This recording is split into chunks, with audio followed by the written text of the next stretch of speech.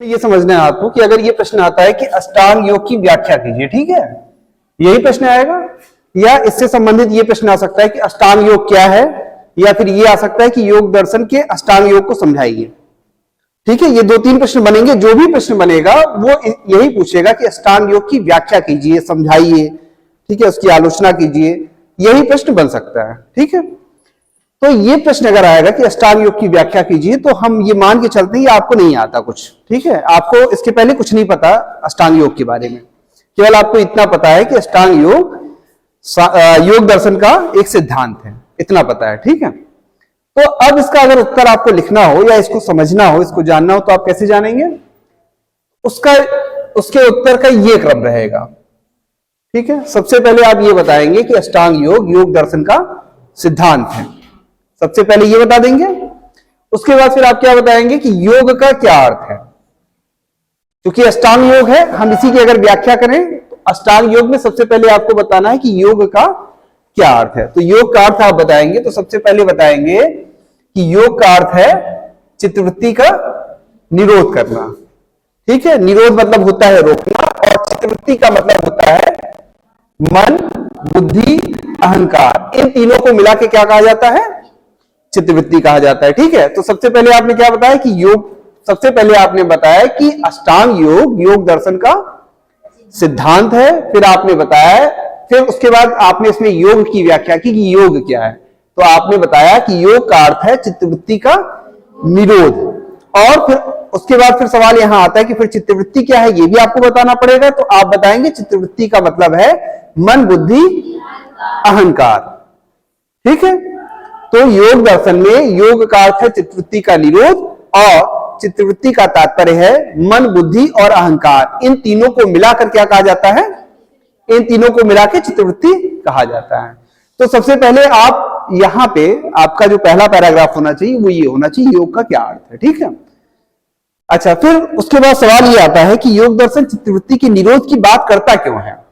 जैसे एक सवाल आता है ना कि अगर आप, जैसे आप पढ़ाई क्यों करते हैं, आप कोई काम क्यों करते हैं, एक सवाल आता है। जैसे मैंने आपसे कहा कि भाई आप क्या कर रहे हैं, तो आप कहें कि मैं पढ़ रहा हूं, ठीक है, या मैं सो रहा हूं। क्यों? तो भाई सोना भी आवश्यक है और पढ़ना भी आवश्यक है, उस समय जिस चीज की आवश्यकता हो। तो फिर सवाल ये आता है कि योग दर्शन अगर ये सिद्धांत देता है किसका? अष्टांग योग का, तो हमें योग का अर्थ तो समझ में आ गया, लेकिन सवाल ये आता है कि जो योग है, योग का अर्थ चित्तवृत्ति का निरोध है, आखिर इसकी आवश्यकता क्यों है, इसका महत्व किस बात में है, योग दर्शन हमको ये क्यों बता रहा है।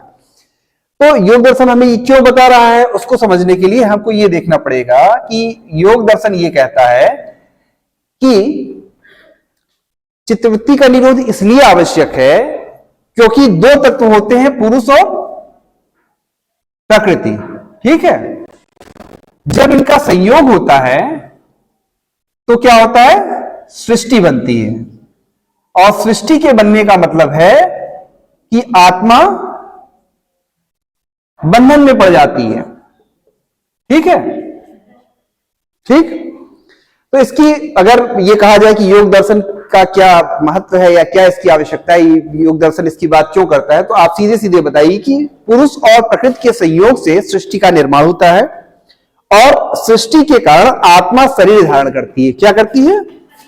आत्मा का शरीर धारण करना, और आत्मा का शरीर धारण करना क्या कहलाता है?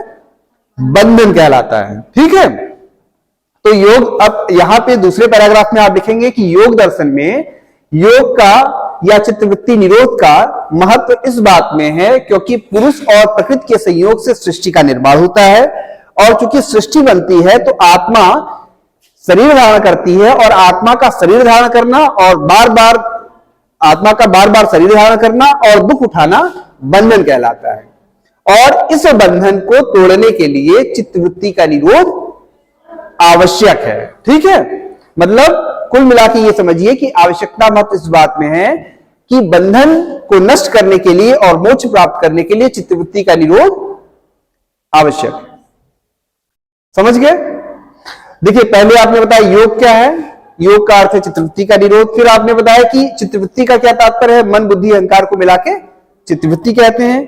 फिर योग दर्शन में चित्तवृत्ति निरोध की बात क्यों की जाती है, इसका महत्व क्या है, इसमें आप आएंगे तो आप बताएंगे कि पुरुष और प्रकृति के संयोग से सृष्टि का निर्माण होता है और इस सृष्टि के निर्माण से आत्मा शरीर धारण करती है और आत्मा का शरीर धारण करना बंधन कहलाता है और बंधन तब तक समाप्त नहीं होगा जब तक चित्तवृत्ति का निरोध नहीं हो जाए। इतना आपको इसमें लिखना है। अब एक सवाल यहां पे आपके सामने आएगा कि सर ठीक है, लिखने में तो लिख दिया, पढ़ने वाले ने भी समझ लिया, जिसको पता है वो समझ लेगा कि आप क्या लिखना चाहते हैं, लेकिन यहां सवाल आता है कि आखिर चित्तवृत्ति से बंधन कैसे होता है। तो होता क्या है कि मन बुद्धि अहंकार ये प्रकृति से उत्पन्न होते हैं, प्रकृति से उत्पन्न होते हैं और जो पुरुष है वो शुद्ध आत्मा है। पुरुष क्या है, शुद्ध आत्मा है और वो शरीर तभी धारण करता है जब सूक्ष्म चीजें मन बुद्धि अहंकार के साथ उसका संयोग हो जाता है। तो इसलिए कहा जाता है कि पुरुष और प्रकृति का संयोग होता है तो चित्त सबसे पहले किसका निर्माण होता है, सबसे पहले मन, फिर बुद्धि, फिर अहंकार। तो अगर पुरुष और प्रकृति का संयोग बंधन है, उसका कारण यह है कि इससे पुरुष प्रकृति के संयोग से मन बुद्धि अहंकार इन तीनों का निर्माण होता है और इन तीनों को मिला के क्या कहा जाता है, चित्तवृत्ति। ठीक है, इन तीनों को मिला के क्या कहा जाता है, हाँ देखिए वृत्ति थोड़ा सा अलग है, वृत्ति का मतलब होता है यहां विषय और केवल चित्त का मतलब है ये मन बुद्धि अहंकार। ठीक है, तो सीधा सीधा लिखेंगे योग का अर्थ है चित्तवृत्ति का निरोध, चित्त का तात्पर्य है मन बुद्धि अहंकार। उसके बाद आवश्यकता मत लिखेंगे कि पुरुष और प्रकृति के संयोग से बंधन होता है और इस बंधन के लिए आवश्यक है कि चित्त वृत्ति का निरोध हो या चित्त का निरोध हो, क्योंकि चित्त के निरोध होने से आत्मा और शरीर का अलगाव हो जाता है, पुरुष और प्रकृति का अलगाव हो जाता है और उसके कारण हमें क्या मिलता है, मोक्ष।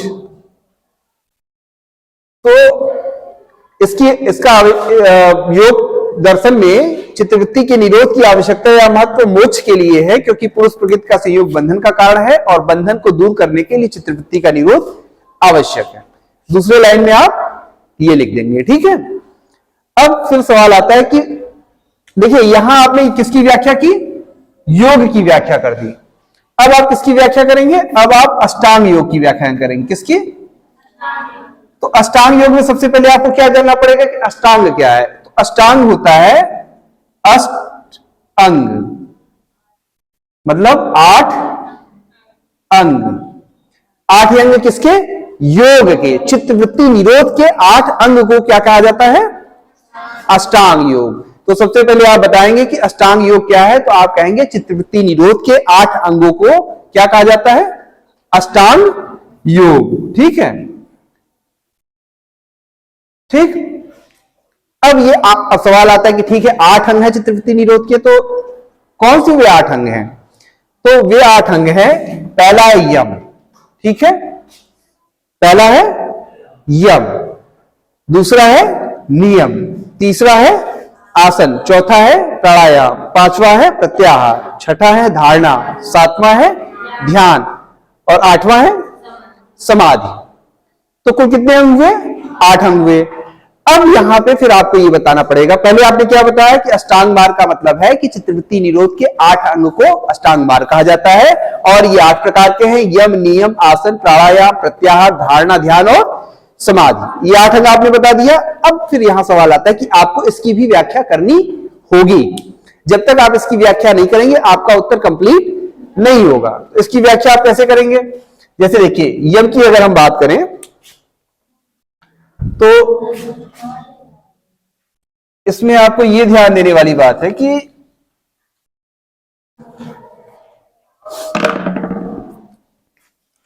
यम जो है वो होते हैं 5।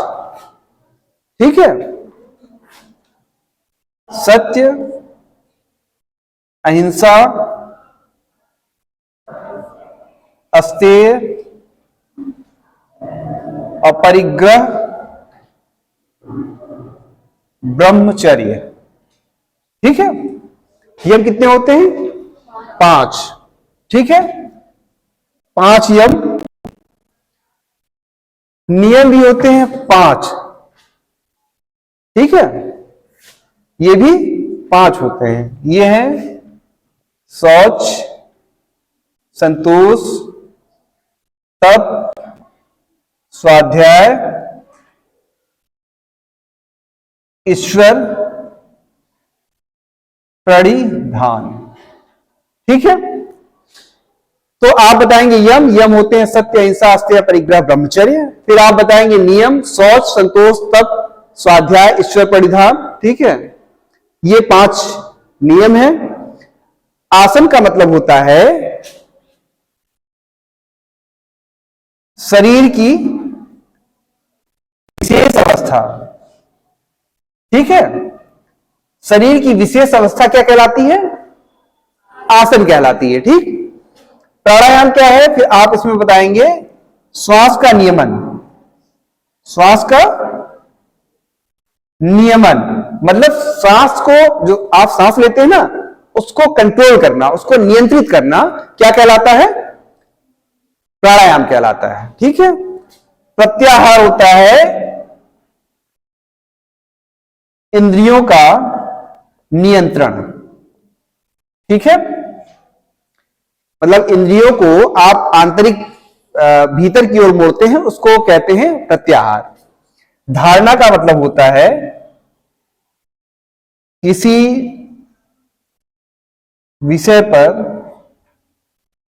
चित्त को लगाना। ठीक है, जब आप किसी विषय पर, जैसे मान लीजिए आप पढ़ाई कर रहे हैं, आप क्या कर रहे हैं? आप योग दर्शन पढ़ रहे हैं, तो योग दर्शन के अष्टांग योग को आप पढ़ रहे हैं, इस विषय पर आप क्या कर रहे हैं? आप अपने चित्त को लगा रहे हैं, आप अपने मन को लगा रहे हैं। इसीलिए कहा जाता है ना, बेटा मन लगा के पढ़ना, बेटा मन लगा के कोई काम करना। क्यों कहा जाता है? क्योंकि चित्त अगर किसी विषय पर नहीं लगेगा तो आप उस चीज को ठीक से कर नहीं पाएंगे। तो धारणा का मतलब है किसी विषय पर चित्त को लगाना, किसी विषय पर मन को लगाना। और ये विषय क्या रहता है? स्थूल होता है। स्थूल मतलब बाहर की चीजें होती, बाहर की चीजें, जैसे सामने ये जैसे ब्लैक बोर्ड है, इस पे, पंखे पे, बाहर की चीजों पे। ध्यान जो है आंतरिक विषयों पर लगाया जाता है। किस पे? आंतरिक विषय। जैसे आपने आंखें बंद कर ली और अंदर ही अंदर अपने किसी विषय पर चिंतन आप कर रहे हैं, तो ध्यान होता है किसी आंतरिक विषय पर चित्त को लगाना।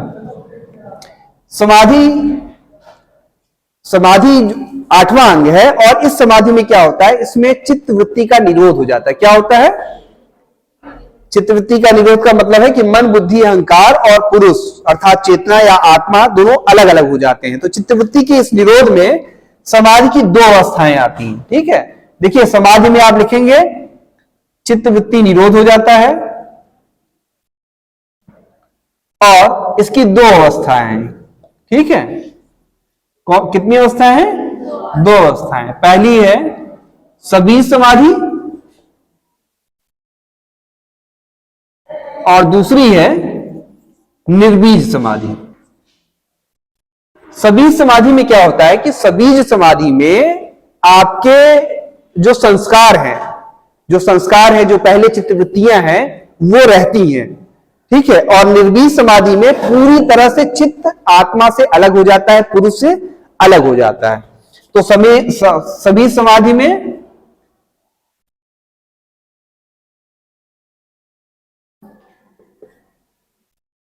चित्त के संस्कार रहते हैं, और निर्बीज समाधि में पूर्णतः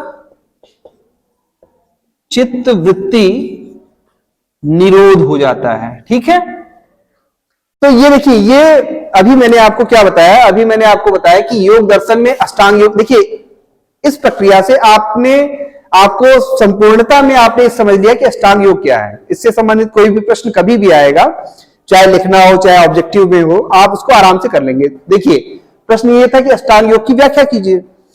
आपको केवल इतना पता है कि अष्टांग योग योग दर्शन का है। ठीक है, वो आपके सिलेबस में है, तो आपको पता है कि योग दर्शन में अष्टांग योग की बात की जाती है। तो हमने क्या किया? हमने कुछ नहीं किया, हमने इसके उत्तर को ऐसे डिवाइड कर लिया कि सबसे पहले हमने देखा योग क्या है, तो वही सबसे पहले हमने देखा योग का अर्थ क्या है, तो चित्तवृत्ति का निरोध योग कहलाता है। फिर हमने देखा कि चित्त क्या है, तो चित्त को कहते हैं मन, बुद्धि, अहंकार। ये 2 चीजें हमने देख ली और पहले पैराग्राफ में इसको लिख दिया। फिर हमने ये लिख दिया कि आवश्यकता और महत्व क्या है। ठीक है, तो आवश्यकता इसलिए है क्योंकि किसके लिए आवश्यकता है? मोक्ष प्राप्त करने के लिए, क्योंकि पुरुष और प्रकृति का जब संयोग होता है तो सृष्टि का निर्माण होता है और आत्मा शरीर धारण करती है, जिसको बंधन कहते हैं, और इस बंधन को दूर करने के लिए चित्तवृत्ति का निरोध आवश्यक है, और बंधन दूर होता है तो क्या मिलता है? मोक्ष मिलता है। इसको हमने बता दिया। फिर हमने बता दिया कि अष्टांग योग में जो अष्टांग का तात्पर्य होता है अष्ट अंग, अर्थात 8 अंग, चित्तवृत्ति निरोध के 8 अंगों को क्या कहा जाता है? अष्टांग योग कहा जाता है, जो निम्न है: यम, नियम, आसन, प्राणायाम, प्रत्याहार, धारणा, ध्यान और समाधि। उसके बाद हमने क्या किया? हमने ये बता दिया कि ये क्या है। ठीक है, जैसे ये देखिए, यम है तो यम 5 प्रकार के हैं: सत्य, अहिंसा, अस्तेय, परिग्रह, ब्रह्मचर्य। फिर हमने नियम बता दिए, नियम भी 5 प्रकार के हैं: शौच, संतोष, तप, स्वाध्याय, ईश्वर परिधान। फिर हमने आसन बता दिया। आसन में हमें केवल इतना बताना है कि ये शरीर की एक विशेष अवस्था है, केवल इतना ही, इससे ज्यादा हमें कुछ नहीं लिखना है। शरीर की एक विशेष अवस्था आसन कहलाती है। शरीर की एक विशेष अवस्था क्या है? जैसे मान लीजिए कि आप अभी जैसे बैठे हैं, वो भी एक शरीर की अवस्था है ना? शवासन है, मत्स्यासन है, मतलब मछली के आकार में बैठना, सौ की तरह बैठना, सुखासन है, ये सब आसन के विभिन्न प्रकार हैं। प्राणायाम होता है श्वास का नियमन। श्वास के नियमन का तात्पर्य होता है कि आप जब सांस लेते हैं तो सांस पर आपका नियंत्रण हो, जैसे जितनी देर चाहे आप सांस रोक लें, जितनी देर चाहे आप सांस न लें, इस तरह का जो नियंत्रण होता है इसको क्या कहते हैं? प्राणायाम। अब प्राणायाम भी जो है वो 3 तरह का होता है। मैंने यहां इसलिए नहीं बताया कि पहले आप समझ लें, पूरक, कुंभक और रेचक। कितने होते हैं? 3 प्राणायाम, 3 होते हैं: पूरक, कुंभक और रेचक। देखिए सीधा, बहुत सरल है, इसमें कोई आपको बहुत दिमाग नहीं लगाना है। जैसे पूरक है तो पूरक में आप देखिए, पूरक का मतलब क्या होता है? पूरा करना। जब आप सांस लेते हैं ना, उसको पूरक कहते हैं। सांस लेना, सांस अंदर लेना क्या कहलाता है? पूरक। फिर सांस लेने के बाद थोड़ी देर आप सांस को रोकते हैं, इसको क्या कहते हैं? कुंभक। सांस को रोकना कुंभक कहलाता है। फिर रेचक का मतलब होता है सांस को छोड़ना। ठीक है, तो प्राणायाम सरल है। सांस का नियमन प्राणायाम कहलाता है, जो 3 तरह से है: पूरक, कुंभक, रेचक। पूरक मतलब सांस लेना, कुंभक मतलब सांस रोकना, और रेचक मतलब सांस छोड़ना। अब जो प्रत्याहार है, प्रत्याहार मतलब होता है इंद्रियों का नियंत्रण। पता चला कि आप ध्यान कर रहे हैं और आपका मन कर रहा है कि आज तो समोसे बन रहे हैं घर में, तो ध्यान नहीं हो पाएंगे। या जैसे आप घर पे हैं और पता चला कि आज मामा जी आने वाले हैं और मामा जी आएंगे तो पैसे देंगे सबको, हम यहाँ पे हैं, है ना, तो ध्यान वहां लगा रहेगा। तो इंद्रियों का नियंत्रण प्रत्याहार कहलाता है। फिर धारणा। धारणा का तात्पर्य होता है कि हम किसी विषय पर चित्त को एकाग्र करने का प्रयास करते हैं। ठीक है, जैसे कि अभी क्या है कि अभी आप योग दर्शन पढ़ रहे हैं, तो योग दर्शन, इस पे आप अपने चित्त को लगा रहे हैं। मन, बुद्धि, अहंकार तीनों इस पे लगे हुए हैं, इसको जानने का प्रयास कर रहे हैं। इसको क्या कहते हैं? धारणा। और धारणा किसी बाह्य, देखो 2 तरह के विषय होते हैं, एक बाह्य विषय होता है, एक आंतरिक विषय होता है। बाह्य विषय का तात्पर्य होता है कि बाहरी चीजों पर जो हमारे मन से अलग होती है, उनको बाहरी चीजें कहते हैं। जैसे ये ब्लैक बोर्ड हो गया, ये सिद्धांत हो गए। लेकिन जो हमारे मन के अंदर होते हैं, उनको आभ्यंतरिक या आंतरिक विषय कहते हैं। आंतरिक विषय का तात्पर्य होता है कि जो हमारे मन में है, जैसे मान लीजिए कि अभी हम अच्छा महसूस कर रहे हैं, अभी हम खराब महसूस कर रहे हैं, ठीक है, इसको आंतरिक विषय कहेंगे। तो ध्यान आंतरिक विषयों पे लगाया जाता है। उसके बाद फिर समाधि की अवस्था प्राप्त होती है। समाधि की अवस्था का तात्पर्य है कि चित्त वृत्ति का निरोध हो जाता है। अब चित्त वृत्ति का निरोध हो जाता है तो इसका क्या तात्पर्य है? इसका तात्पर्य यह है कि मन, बुद्धि, अहंकार, इन तीनों का अलगाव आत्मा से हो जाता है और व्यक्ति को मोक्ष की अवस्था प्राप्त होती है। तो मोक्ष की अवस्था के 2 चरण है। पहला सभी समाधि होती है। सभी समाधि में क्या होता है कि आत्मा को किसी नए विषय का ज्ञान मिलना बंद हो जाता है, लेकिन उसमें संस्कार रहते हैं जो पहले के चित्तवृत्तियों के रहते हैं।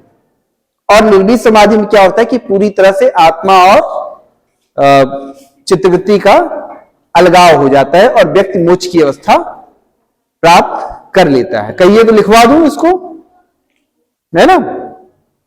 चलिए ठीक है, इसको लिखवा देते हैं।